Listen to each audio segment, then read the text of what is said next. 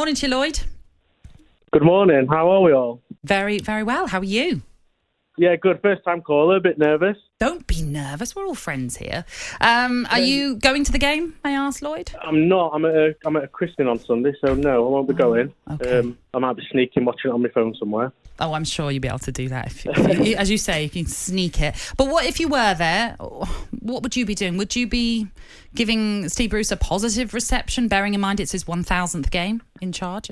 Yeah, I get the sentiment behind it. I think from what I can see from outside, he's probably met the new owners. He's saying, look, let me have my 1,000th game. Whether that's right or wrong, I don't know. Yeah, I can understand why they've kept him on for this last game. I don't see what changes can be made in a few days in terms of working with the team. Callum Wilson's back. Yeah, so hoping for a positive result. Can I just say, I'd love to say, it's how refreshing it is hearing Martin Keown actually state facts. He's obviously done his research, because the amount of pundits that they just don't get it with Steve Bruce. They think it's the best thing since sliced bread, and I completely disagree. The attacking stats, the 19th or 20th for pretty much every attacking stat. I know Simon said they finished 12th and 13th. But that's a fact, Lloyd, isn't it? And when people make these observations about people don't do their research and the people in the media think he's the best thing since sliced bread, I have never, given the fact I employed the fella, said he's the best thing since sliced bread. I have never said that his record stacks up as being an elite manager. What I have said is he's a decent manager. What I have said is he's a decent human being. What I have said is some of the abuse that he's got from certain sections of the Newcastle fans is scandalous. What I have said is a decent manager puts your team 12th and 13th in the league. An elite manager puts you higher than that. So when Newcastle fans come out with this nonsense about people in the media supporting Steve because they're his mate, it's not really right. What they do is what you eliminate is what actually people say, and then you superimpose what you think you want to, what you've heard, or what your view is. Okay, can I just add then? Trevor Sinclair said yesterday or day before there's no better manager, and Jim White also said that he could think of to get Newcastle out of their current. Yeah, but with plight. respect, Lloyd, you clearly didn't hear that Steve either, Bruce because it wasn't Trevor Sinclair that said it. It was Danny Murphy. Well, again, another one. He doesn't think he's doing a bad job. So because I'll tell you why, Lloyd. Steve Bruce to get the Liverpool job then. Shall I tell you why? No one's advocating Steve Bruce to get the Liverpool job because he's not an elite manager. And at this moment in time, Newcastle aren't an elite football team. They were 12th, 13th in the Premier League football team. What Danny Murphy said is that Steve Bruce has a proven track record of helping teams avoid relegation.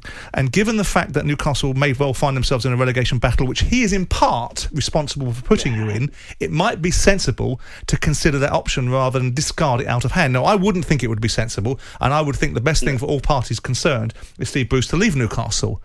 But let's compare facts to what people are actually saying rather than what you think you're hearing, so it can approve a narrative that you already have. Well, go on, Lloyd. Well, to be fair, it papered over the cracks. So Maximan hit a run of form, and Callum Wilson came back to fitness. Very lucky where they finished last season in the league. Very lucky. Nothing to do with Steve Bruce's excellent management or man management. He got dug out of a hole by two players, basically. And Joe Willock, obviously. Rich vein of form that's unheard of. Lloyd, good call. Thank you very much for calling in and having your say on the Newcastle situation. What about Derek, another Newcastle fan ready to speak to us? Morning, Derek. Morning, Natalie. Morning, Simon. Morning, Martin. Morning. I think Steve goes with my blessing. I think he's done as best he could. And the players on the pitch in the Watford game let him down because the chances I had was unbelievable. Should have been 4-5-1 at half time. And I don't doubt that Steve's done his utmost. He wanted that job. I know what happened when he got the job. I was told this first hand, and he's been a really decent manager for me, and he's done his best. I don't know his ratio of matches against Rafa's, but I don't think that much difference. Probably about 10 to 5%. And I think he's given his all, and he can do more than that. And I will go back to the Southampton game where 3-2 at home leading, and went down to 9 men, and the players rolled their fields up and dug in. And that to me was a catalyst. He might not be the best manager technically, but at least the team have had some guts and determination to go out there and do their best. Derek, can I quickly ask you, were you in favour of when he was appointed? Yes, I was, yeah. Okay. Yeah, I know exactly what happened when he got the job, and when I was told that, I thought, wow, that's what that could mean to him. Now we're there on Sunday, and he goes with my blessing. And I think the fans' treatment has been vitriolic. We conceded like a corner in the first 5 minutes, and I was thinking, Brucey out, Brucey out. What good does that do to the team? I think there's so many bandwagon jumping fans now in football as ever have been. The diehards who would rough it out from years ago have gone. Derek, thank you for your call. Derek then will be at St James's Park, as will Tom. Morning to you, Tom. Morning. You're going to the game then? I am, yes. I've had a season ticket for 14 years now, so Ashley's all I've ever really known. So it's not going to be, me personally, him being in the dugout, if he isn't going to dampen or sour the atmosphere.